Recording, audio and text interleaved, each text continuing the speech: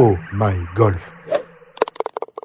Bonjour à tous et bienvenue dans ce nouveau podcast appelé Parlons Golf sur la chaîne YouTube Oh my golf. Aujourd'hui, j'ai l'honneur d'accueillir le président du groupe de la holding Golf Plus. On verra si c'est le nom exact, le terme exact. Je parle donc de Alexis Schmidlin. Bonjour Alexis.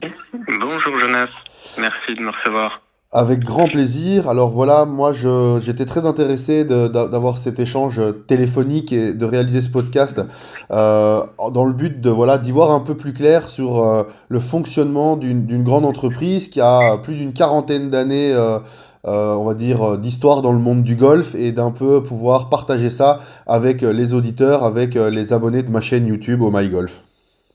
Avec plaisir pour partager un peu de notre histoire. Comme tu dis, ça fait 40 ans, mais c'est pas une si grosse entreprise. On veut vraiment garder ces valeurs familiales qui nous définissent bien et qui aujourd'hui font notre force. Donc voilà, c'est plus une PME familiale qu'une grosse entreprise à laquelle on pourrait penser multinationale, mais non, pas du tout. Ouais, j'entends bien. Du coup, justement, on parle d'histoire, on parle de famille, on parle d'humain. Comment tout ça finalement a démarré ou avec qui? Est-ce que tu peux nous raconter un peu le commencement de tout ça? Bien sûr, donc Golf Plus, comme je l'ai dit, c'est avant tout une belle histoire de famille. C'est mon père qui a fondé l'entreprise en 1982. Donc on a fêté nos 42 ans cette année. Et c'était essentiellement poussé par sa passion pour le golf et son envie de rendre le sport plus accessible. C'était au tout départ, d'ailleurs, pour la petite histoire, c'était un magasin multisport qui s'appelait Sport Plus, où il y avait du tennis, de la planche à voile, du ski et du golf. Et petit à petit, par sa passion pour le golf et par le potentiel qu'il y avait dans ce sport, il a décidé de se spécialiser dans le golf. Donc tout ça en 1982. Et depuis le début, il y a toujours eu cet esprit familial au sein de l'entreprise parce qu'il a travaillé assez rapidement avec son frère et sa sœur. Son frère qui avait le magasin de Cannes en gestion et sa sœur qui l'aidait sur tout le développement des magasins parisiens.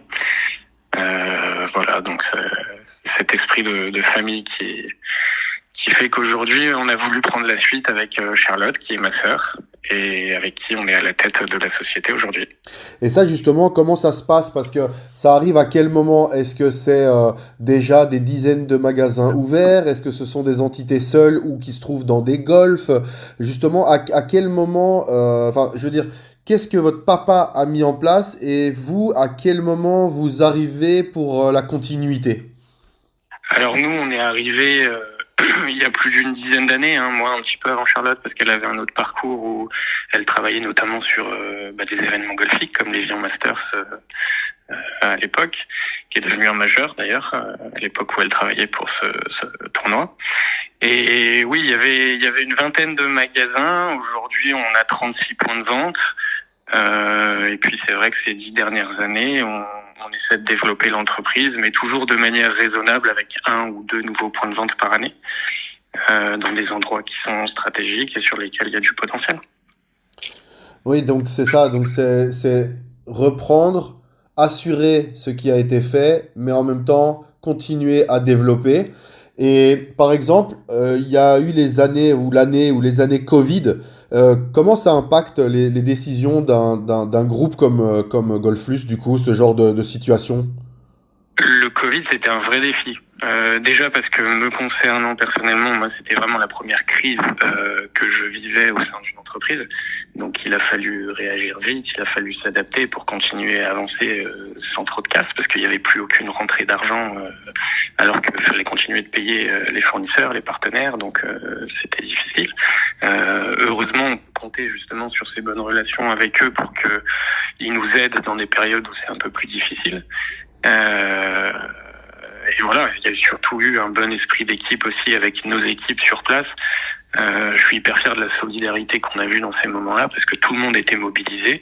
Ça nous a forcé à nous adapter, notamment sur Internet où on a développé le click and collect, le retrait de colis, voilà, dans les magasins avec un service personnalisé, soit par téléphone, soit par visio. Enfin, on attendait plein de nouvelles choses qui ont porté leurs fruits parce qu'aujourd'hui, on les continue. C'est cette solidarité et justement enfin, cet impact entre équipes, c'est toutes ces nouveautés qui sont mises en place.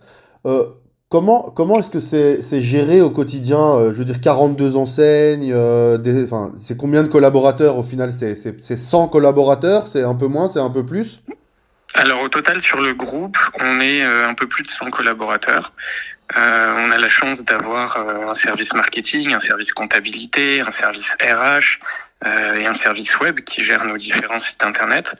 Voilà, avec parfois de 4 à 6 personnes selon les services. Et puis également tous les magasins où ils sont en moyenne 3 ou 4 par magasin. Et dans tous ces magasins, est-ce qu'il y a différentes spécialités ou est-ce que le modèle Golf Plus, c'est un peu un modèle unique et qui se démultiplie à l'infini, entre guillemets? Non, on essaie vraiment d'avoir le service qu'on souhaite vraiment apporter dans tous les magasins. Nous, c'est cet axe-là qu'on veut mettre en avant parce que c'est déjà les valeurs familiales qui ont été mises en place au sein de la société. On veut être proche des clients, on veut connaître nos clients, on veut répondre de la meilleure des manières à leurs besoins. Et ça, c'est vraiment les valeurs qu'on inculque à toutes les équipes. Depuis les différents services, c'est vraiment ce qu'on essaie de faire passer. Ouais. Et qu'est-ce qui différencie Golf Plus d'un magasin, je veux dire, d'une autre marque ou de gens comme Decathlon qui proposent un rayon golf? Qu'est-ce que, à part le service, est-ce qu'il y a des choses fondamentalement différentes ou bien ça reste un magasin de golf, quoi? Non, mais c'est vrai que tu parles de Decathlon parce qu'évidemment c'est un très gros acteur dans le milieu du sport, mais chez Decathlon, je suis pas sûr qu'ils connaissent leur clientèle aussi bien que nous parce qu'ils ont beaucoup plus de volume évidemment. Nous, on va privilégier plus le côté proximité, que ce soit sur les golfs, sur les événements, sur les salons, en magasin aussi. Voilà, on s'adresse vraiment à une clientèle qui nous connaît. On est leader sur le marché français. Ils viennent chez Golf Plus parce qu'ils ont confiance, à la fois dans le personnel qui est très expérimenté. Tous nos employés sont golfeurs et parfois même à moins d'un chiffre négatif. Donc non, ils trouvent chez nous une expertise et une expérience différente que dans des grands magasins, des grandes enseignes, où finalement le golf est un sport parmi d'autres. Oui, j'entends. Et en termes de marque, donc je sais que j'ai déjà utilisé plusieurs fois on va dire des objets golfiques ou du matériel lié à Greens. Ça, c'est la marque de Golf Plus. C'est quoi son atout à cette marque et pourquoi avoir créé sa propre marque? En fait, il y avait un besoin sur cette marque-là, c'est-à-dire qu'on avait du mal à trouver des produits de bonne qualité à des prix qu'on estimait raisonnables. Donc on a décidé d'étudier la chose, de sourcer les meilleures usines qui fabriquent pour les plus grandes marques. Et aujourd'hui, on est capable de sortir des produits d'excellente qualité à des prix qui sont très compétitifs. C'est pour ça qu'on a lancé cette marque-là, qui est de plus en plus demandée. Aujourd'hui, il y a même des clients qui viennent dans nos magasins pour demander le sac Greens ou l'accessoire Greens pédagogique, voilà, qui vont utiliser par la suite. Ouais. Mais ça, c'est important dans un groupe comme Golf Plus d'avoir justement aussi comment dire, pas le droit, mais la possibilité de développer ces produits. Et est-ce que finalement, comment on va dire ça aussi, il n'y a pas de concurrence avec les marques avec qui vous distribuez et tout ça, d'avoir votre propre marque? Non, parce que c'est vraiment un complément en fait dans les magasins. Si tu veux, sur Greens, on apporte aussi beaucoup de personnalisation. Aujourd'hui, on est capable de développer pour des pro shops ou pour des golfs beaucoup de produits logotés sur lesquels on peut poser une enseigne, un logo, peu importe, dans des petites quantités. Que ce soit on le fait pour le Stade Toulousain en France, la Fédération française de golf. Enfin voilà, il y a beaucoup de grandes marques ou grandes enseignes qui nous sollicitent pour créer leurs produits et on les fait avec la marque Greens. Tout à fait, je comprends. Je me demandais aussi, donc là, on sait que Golf Plus est principalement donc situé en France. Il y a une enseigne non des moindres en Belgique à Waterloo. Et quelle est l'idée du groupe? Est-ce que c'est de continuer à rester dans un secteur francophone France-Belgique, ou il y a quand même peut-être un jour, à terme, l'envie d'aller vers l'Europe ou même encore plus loin?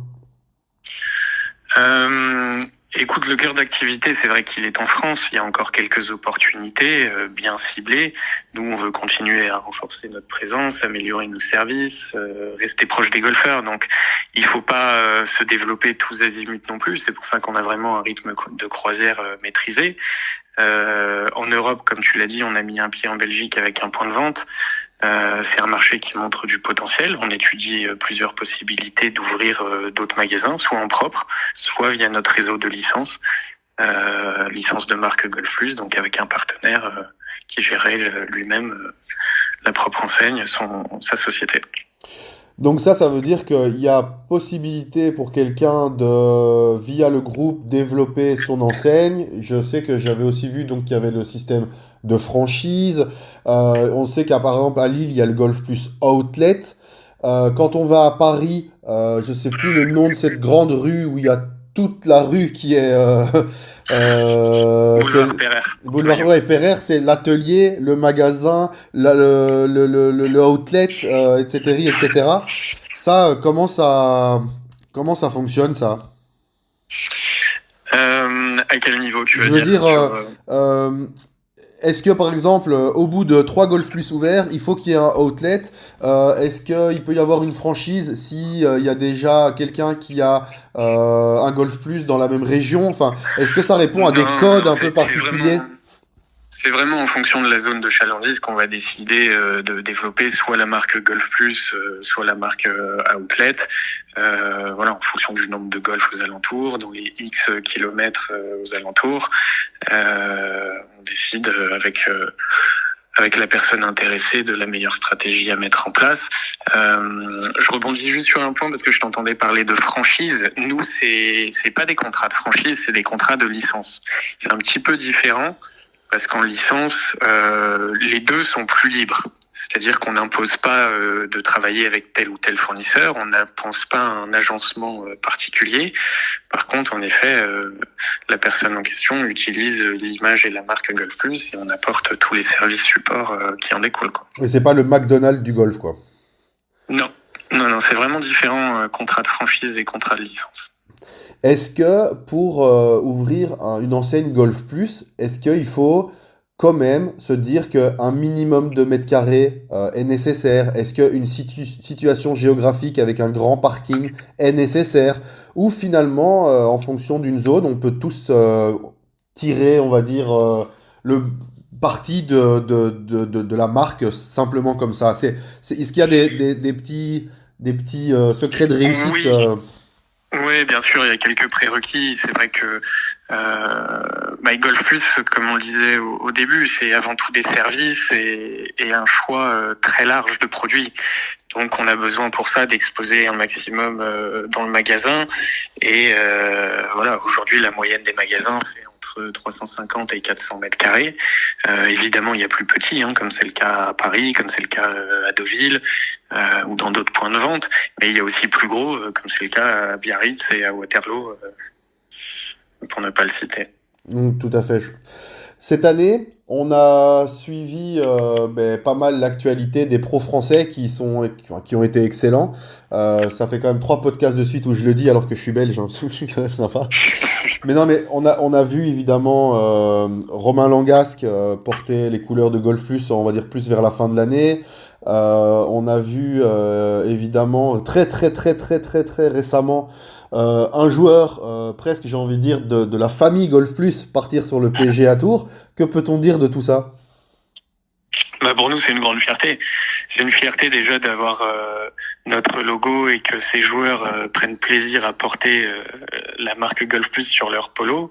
Joueurs et joueuses, parce qu'il y a aussi des femmes qui sont partenaires avec nous, qui sont nos ambassadrices, notamment Camille Chevalier, Emma Gréchy, toujours des Françaises. Peut-être qu'un jour, on aura plus de Belges, mais je le souhaite en tout cas.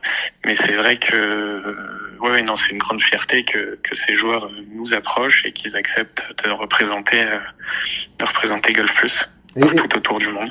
Et comment ça se passe? Donc c'est eux qui viennent vous voir, vous qui venez les voir, il y a des gens qui s'occupent précisément de ça, ou finalement Enfin, je sais Un pas. peu de tout, ça dépend vraiment des cas. Parfois, c'est des agents qui nous contactent. Parfois, c'est les joueurs en direct parce que on les connaît. Et parfois, ça se fait aussi voilà, de fil en aiguille au cours de conversations avec d'autres partenaires. Ouais, il y a un peu de tous les cas de figure. Là, récemment, on a vu une vidéo avec Céline Boutier qui dit qu'une certaine marque va arriver prochainement dans quelques magasins Golf Plus en France, j'ai l'impression. Euh, Tout à fait. Après une année, elle a fait 2 ans là, incroyable. Là, justement, par exemple, c'est l'annonce d'une marque via, allez, une demoiselle qui écrit sa légende dans le golf français. Euh, c'est quoi, par exemple, le partenariat qu'il y a avec elle? Je veux dire, sans rentrer dans les détails d'un contrat, mais qu'est-ce qui fait qu'elle parle de cette marque et de vous en même temps? Ah, il y a plusieurs choses. Donc, déjà, on est leader du marché, donc c'est vrai que c'est toujours plus intéressant pour une marque que le leader parle de cette marque. Hein. Donc, il y a évidemment Céline, ça fait plusieurs années qu'elle a cette marque partenaire et qu'elle en fait la promotion, qu'elle est très contente. Donc derrière, c'est tout naturellement la marque aussi qui nous sollicite pour mettre des choses en place.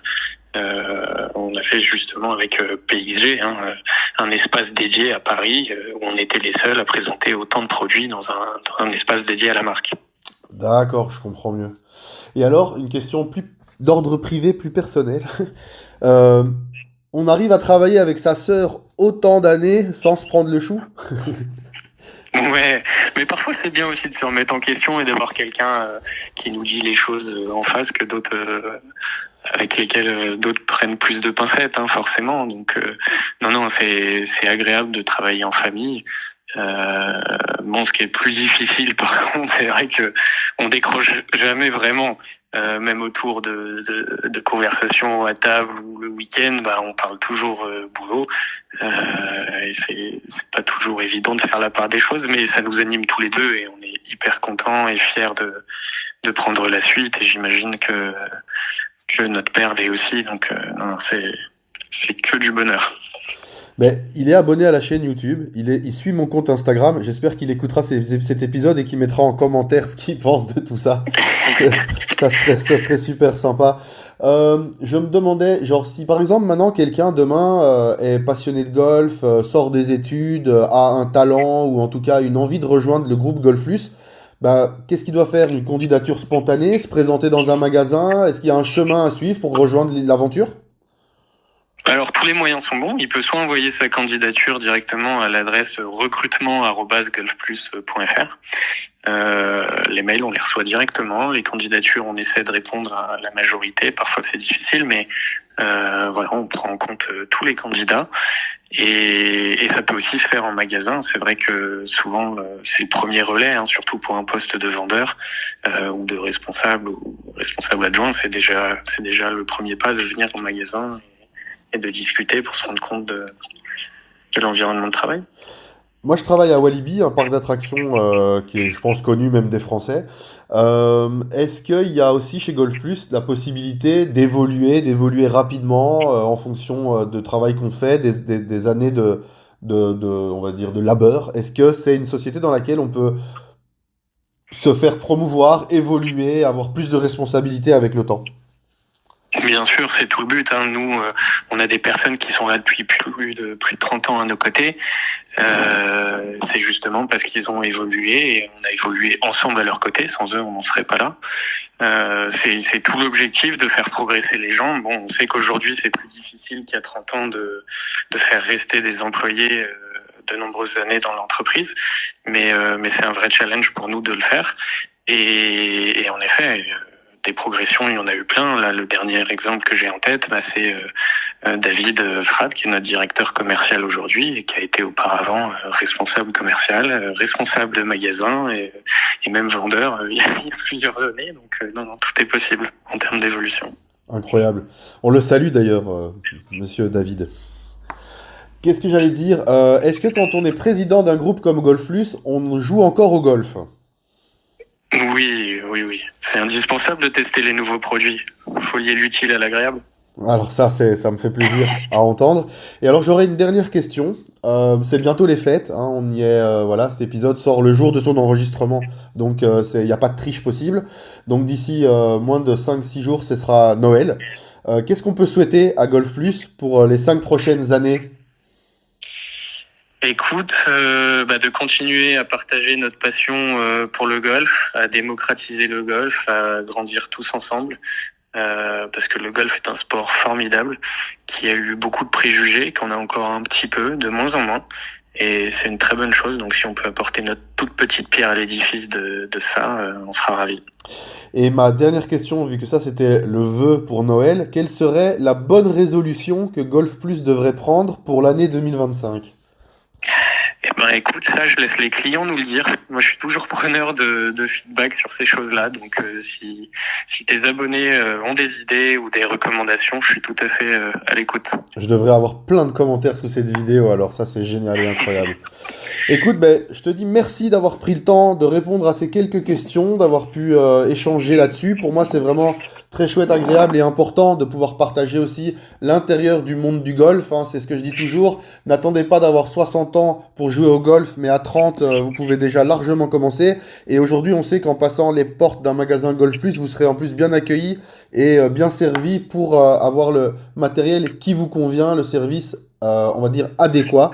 Donc, je te laisse le mot de la fin. En tout cas, n'hésitez pas à vous abonner à la chaîne YouTube Oh My Golf. Et merci encore.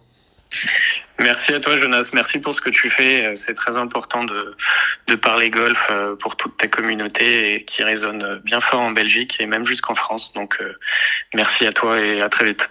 À très vite. Joyeuses fêtes et bonne fête de fin d'année, tout simplement. À bientôt. Au revoir tout le monde. Oh My Golf.